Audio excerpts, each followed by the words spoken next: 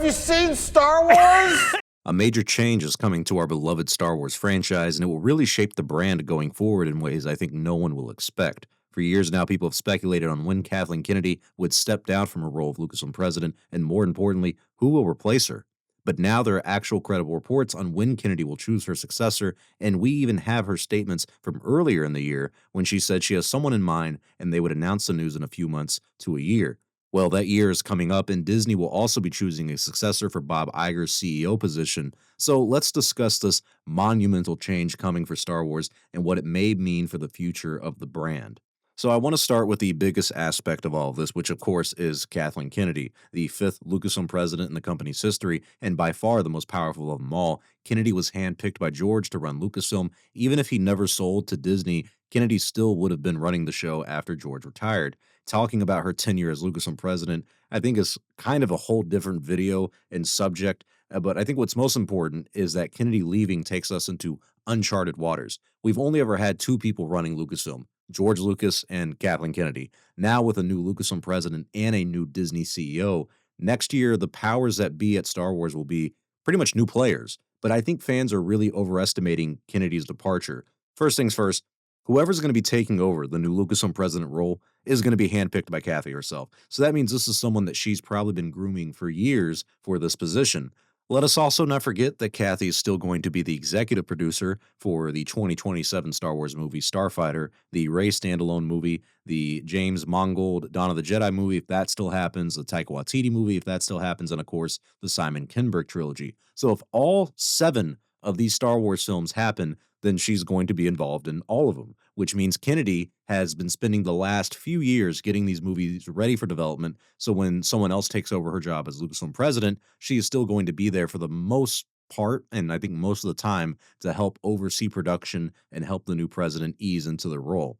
Back in 2012, when Kennedy agreed to become co-chair of Lucasfilm, she really had no idea that George was about to sell the company to Disney and basically hand her the keys to the kingdom, because when he left, she was in charge. Kennedy was dealt, in my opinion, a very bad hand. She had to make episode 7 in 3 years, with 8 and 9 right behind it, with no real creative vision for the films. And she is seemingly trying to prevent the same thing happening to the next Lucasfilm president, because Disney wants new Star Wars films, and it would make no sense, in my opinion, for Lucasfilm to develop these movies like the Rey standalone movie, like the Simon Kinberg trilogy, and then Kathy steps down as Lucasfilm president, and she's no longer attached to the movies, or they just cancel the movies outright. That's just not going to happen. So when it comes to Kathleen Kennedy and the future of the brand, I think even after she's leaving Lucasfilm as the president, she's still going to have a major role at Lucasfilm and the future of the Star Wars brand. I would think the next 5 years of Star Wars movies, if we get a new film every single year, all of them will have been made under Kathleen Kennedy. So while her title is going to change, her impact on the brand's future still remains. Now, oh man, let's talk about the real aspect of this, the real nitty gritty of who is going to take Kathleen Kennedy's place as Lucasfilm president. I wanted to stay in denial about this for a long time, but I think the answer is just becoming increasingly clear. So I think we should practice the statement for when the news comes out. You guys ready? This is the future announcement, and let's just rip the Band-Aid off. Okay, let's just get comfortable with this, because this is what's going to happen when they make the announcement. I'm going to practice right now because this is exactly what it's going to say. Disney has just announced that Lucasfilm president Kathleen Kennedy is stepping down from her role, and replacing her will be Carrie Beck and Dave Filoni, who will both serve as co-presidents of Lucasfilm. Okay, how does that make you feel? Yeah, how did that feel internally, emotionally? How do you feel about that? All right. Like I said, let's rip the Band-Aid off right now, because all signs have pointed to this being the future of Star Wars. If you recall the recent news about the Hunt for Ben Solo movie being canceled by Disney, the 3 Lucasfilm executives that were named and involved with its development were Kathleen Kennedy, Dave Filoni, and Carrie Beck. Both Carrie Beck and Dave Filoni hold the title of Executive Vice President of Lucasfilm. Beck is in charge of the live-action development and production, and Filoni is the Chief Creative Officer. So basically, Carrie Beck has been in charge of hiring the writers and directors to make Star Wars stuff, and Dave Filoni is the head creative guy to keep the Star Wars canon into like one cohesive story. And that is why I firmly believe that either Carrie Beck by herself will become the next Lucasfilm president, or more likely she is going to be the co-president with Dave Filoni. And it is a curious question as to what do these two people bring to Lucasfilm that we haven't seen before.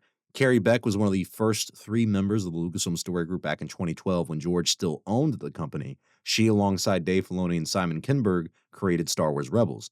And what's really interesting to me is that we're now in a time where the team that created Star Wars Rebels are now going to take on the future of the Star Wars brand. Dave Filoni and Carrie Beck are now second only to Kathy at Lucasfilm and are more than likely going to take over her role as co-presidents, and Simon Kinberg is writing a new Star Wars trilogy that takes place after Episode 9 and will more than likely feature Rey again. So if you are a Star Wars Rebels fan, you should be extremely excited by this idea that you have the team of Rebels either running Lucasfilm or making the next Star Wars trilogy and kind of doing it all together. If you're like me and you're not a fan of Rebels, this is concerning. This is not a great move, in my opinion. I do have a lot of love for Dave Filoni, and I feel like that's another topic in of itself because there's so much complexity now with the conversation around Dave Filoni and Star Wars. For me, he's created many great Star Wars moments that I, of course, cherish and enjoy, but I'm not very confident in the idea of him being in charge of all of Star Wars.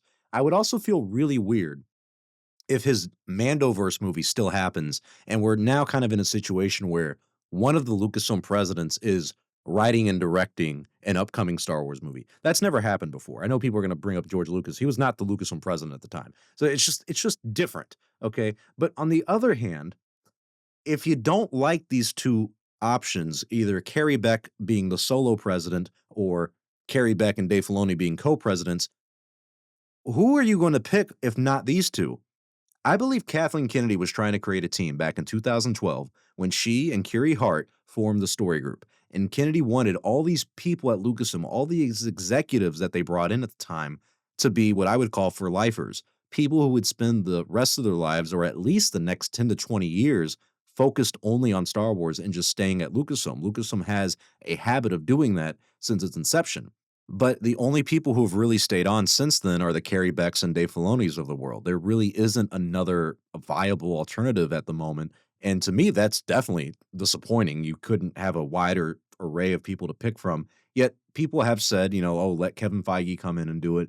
But I couldn't even tell you what's happening at Marvel right now. And I don't want any of that involved in Star Wars.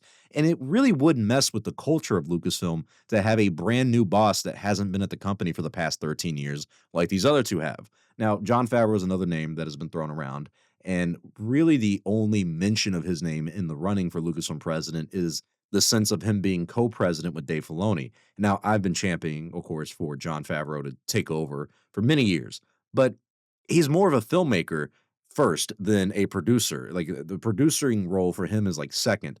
He's also making that Oswald Mouse a movie for Disney right now, so that's something non-Star Wars that he's clearly going to be busy doing for at least a couple of years. But in reality, Carrie Beck and Dave Filoni are going to be the co-presidents for Lucasfilm. The only problem I think that you will have is that you may not get many A-list directors or writers anymore. And the reason I bring that up is because Kathleen Kennedy is the reason that Tony Gilroy became a big part of Star Wars. He was brought in to fix Rogue One, later became the showrunner for Andor. That almost got canceled. That alone is a great move by Kathy. And I'm not sure we're going to get someone of the Tony Gilroy kind of quality under the new leadership of Beck and Filoni.